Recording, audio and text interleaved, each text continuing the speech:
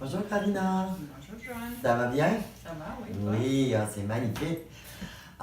Aujourd'hui, il y a des gens qui nous ont demandé de parler sur la gestion de crise, la gestion de conflit. Oui.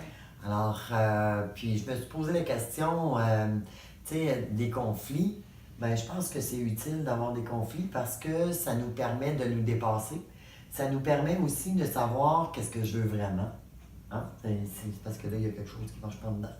Fait que j'aimerais ça qu'on parle de ça aujourd'hui. Et Karina, moi je te demande, si on gère pas les conflits, ça va être quoi la dynamique après?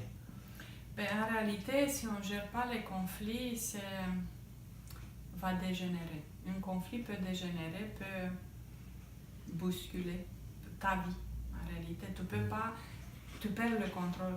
Quand c'est un conflit, en réalité, c'est une situation qui dégénère vite. Et puis, tu peux perdre plus, ok? Tu peux perdre toute ta relation. Si c'est dans un milieu de travail, tu vas perdre peut-être le job. Tu vas perdre toute l'estime de tes collègues parce que tu as fait une crise. Et quand tu as fait une crise, en réalité, tu n'es pas en contrôle de toi, de soi. Et si c'est une crise ou c'est un conflit à la maison, puis toutes les deux crient tout le temps, vous ne pensez pas que les plus affectés sont les enfants. Ils écoutent tout le temps. Et les enfants sont des petites cœurs qui disent « Je ne sais pas pourquoi, mais maman et papa crient tout le temps. » Ils ne comprennent pas en réalité quel est le problème, mais ils sont plus affectés. Puis les parents qui crient tout le temps une vers l'autre essayent de changer l'autre. Ne peuvent pas changer personne. Seulement, il faut que il faut essayer et puis contrôler cette situation. C'est un problème grave. Mm-hmm. Tu sais, quand tu dis que c'est les enfants, je t'écoutais parler puis je me disais, ah ouais, c'est vrai. Ouais. Mais je vais me mettre à réfléchir cette semaine sur ben, qu'est-ce que ça fait à mon enfant intérieur quand je me fais crier dessus ou que je. C'est là que les conflits, là. Ouais. Est-ce que. Comment ça impacte mon enfant intérieur aussi, tu sais? Alors, mais quand on choisit de régler nos conflits, Ouais. ben ça maintient la paix et l'harmonie à l'intérieur de nous. Et ça, ça nous fait du bien de faire ça. Ouais. Moi, je sais que quand je règle mes conflits, je me sens libre, beaucoup plus libre avec les personnes après. Tu sais, c'est comme le conflit est résolu. Fait que ça veut dire qu'avec l'autre personne avec qui je pouvais être en conflit, ben on peut retrouver une relation qui est saine, une relation de retrouver le plaisir et tout ça.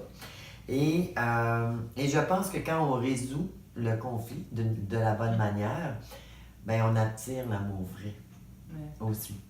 Oui, la paix. Ouais, c'est ça. Oui, c'est ça. Alors, Karina, c'est le fun de parler des conflits, mais comment ça marche un conflit? Pourquoi il y a des conflits? Pourquoi ça existe des conflits? Parce que, après moi, c'est une différence entre le monde intérieur et le monde extérieur. Ton monde intérieur, c'est quelque chose d'idéal, peut-être, ok? Et qu'est-ce que ça existe de l'autre côté? C'est pas du tout. En réalité, ils ne sont pas respectés tes valeurs et tes croyances, ok? Mais c'est ça le problème, il faut réfléchir.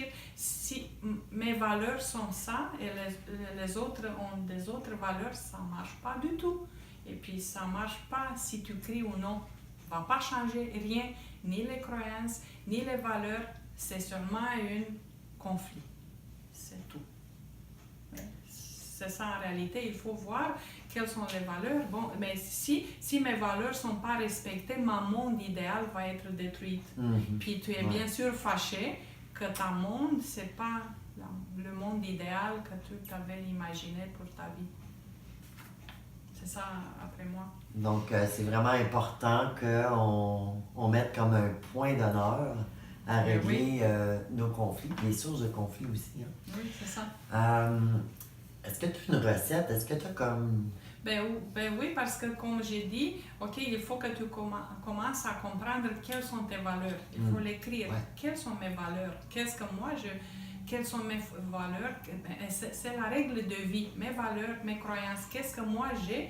Ok, j'ai vécu ça, j'ai appris, j'ai hérité ça. Ça sont mes valeurs, mes croyances. Puis ça marche pas. Ça, c'est avant de commencer une relation, travail dans la famille. Si mes croyances ne sont pas ces croyances, on va avoir toujours des conflits. Si mes valeurs ne sont pas respectées de début, va être tout le temps comme ça. Rien ne va changer ça. Ce n'est pas l'amour fou qui va changer. En réalité, tu vas être déçu, lui va être déçu, puis il n'y en a pas une zone de paix, parce qu'il n'y en a pas. En réalité, ce sont deux mondes différents. Mhm. Et puis, la troisième fois, il faut appliquer la communication non violente, Ouais. parce qu'il faut faire quelque chose. Ok, peut-être tu vas trouver le moyen de trouver la paix, mais il faut faire quelque chose, agir d'une façon ou l'autre. Mais je crois que ça, la communication non violente, c'est excellent parce que tu commences à t'exprimer, tu parles, et puis trouver une solution. C'est ça. Ouais, c'est ça. Est-ce que tu peux l'expliquer? Oui, oui, je vais faire mon petit effort pour expliquer ce que je comprends dans le fond de la communication non violente. Alors, la communication non violente, c'est Marshall Rosenberg qui a créé cette démarche-là Oui. de résolution de conflits. M. Rosenberg, ce qu'il nous dit, c'est que pour résoudre un conflit, il faut que les deux soient en mode solution. Dans le respect de l'autre aussi, hein? Parce que, tu sais, comme tu disais, quand on a des valeurs différentes, quand on a une culture différente, tu sais, comme toi puis moi, on a une culture différente, donc ça veut dire qu'on peut, on peut avoir les mêmes valeurs, mais ça peut s'exprimer différemment. On a des croyances à cause de nos vécus différents qui peuvent être différents aussi. Donc, mais la communication non violente va nous permettre de dépasser ça. Et comme tu disais, pour le monde, tu sais, mon monde idéal, il est à l'intérieur de moi, mais des fois à l'extérieur. C'est loin d'être idéal, tu sais, c'est comme, en tout cas, selon le mien. Mais en même temps, ça prend de la flexibilité. Donc, les deux personnes doivent vouloir résoudre le conflit. Et dans le respect mutuel, dans un respect mutuel. La première chose, c'est que si moi je vis le conflit, je dois observer. Je dois observer qu'est-ce que ça fait, c'est quoi qui se passe à l'intérieur de moi. Ensuite de ça, je dois regarder qu'est-ce que je ressens. C'est quoi qu'il y a là, qu'est-ce que je ressens par rapport à ça. Et je dois regarder le besoin qui n'est pas comblé. Parce qu'il faut le dire, hein, le conflit, généralement, c'est un besoin qui n'a pas été comblé, qui n'est pas comblé. Donc, puis la quatrième étape de ma part à moi, c'est de dire à l'autre, ben tu sais, moi j'espère, mettons que j'ai un conflit avec mon conjoint parce qu'il ne ramasse pas ses bobettes à côté du lit, là, bon. Ben c'est de dire, ben tu sais, quand tu ramasses pas tes bobettes à côté de toi, moi j'ai de la difficulté à t'aimer, ça me met en colère, fait que j'éprouve de la difficulté à t'aimer, et ça, moi j'ai le goût, je veux t'aimer, tu sais, c'est comme bon. Mettons que c'est ça, c'est très simple, là. Et là, mon conjoint, si on est en mode solution, alors lui, il va répondre, OK, ce que j'observe, c'est, ben quand tu dis ça, est-ce que ce que tu veux dire, c'est que tu aspires à m'aimer davantage, puis si je ramassais mes bobettes, est-ce que tu vas m'aimer davantage, que c'est ça que tu veux dire, tu sais? Oui, c'est ça. Et là, après ça, il peut y avoir une discussion, où est-ce que, tu sais, c'est comme... parce qu'il pourrait me dire, ben tu sais, je suis arrivé à 3 h du matin, j'étais super fatiguée parce que j'ai travaillé 15 heures hier, puis je suis vraiment désolée, je vais essayer de faire un effort pour ramasser mes bobettes. Bon. C'était une excuse, oui. Ouais, ben c'est ça, Oui, il y avait comme une raison qui était quand même valable pour lui, pas ça. nécessairement pour moi, mais quand même était valable pour lui, il me l'a partagé, et là on est capable de faire des choses.